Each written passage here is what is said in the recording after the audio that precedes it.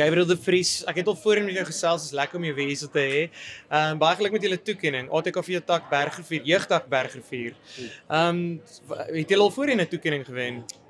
Nee, dit is eintlik ons eerste prys wat ons gewen het. En ja, opgewonde om terug te gaan huis toe met daardie toekenning. Ja, wat dink jy beteken dit vir julle om te kan sê julle het hierdie toekenning gekry, wat 'n bietjie erkenning gee vir die werk wat julle doen? Dit wys net dat die werk wat ons doen nie ongesiens verbygaan nie. Dat dit daarom iets beteken. Definitief. En dan hierso by die kultuurkuier, jy was nou al voorheen ook by 'n kultuurkuier.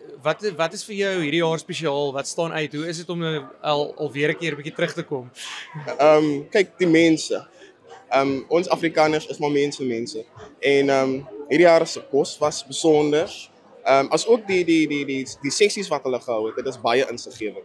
Is al iets wat nou vir jou uitstaan? Ek weet ek sit jou miskien nou 'n bietjie in die kollig, maar is daar ook iets van die sessies wat by jou bybly en wat jy graag gaan huis toe vat saam? Definitief. Daar was enetjie oor, ek dink sy naam is Arno Swart, wat gepraat het oor sy lewensstorie en as ook Paul, dat jy enigiets kan doen sonder 'n titel. Leierskap kan bestaan of voortbestaan sonder 'n titel.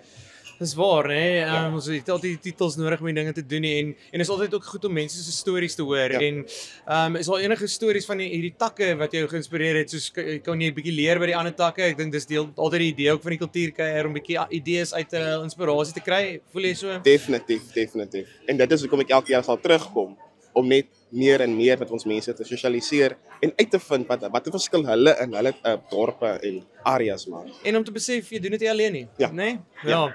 Ag wonderlik. Baie geluk met julle toekenning, Gabriel. Dit was Dankie. lekker om weer met jou te praat. Ek waardeer dit.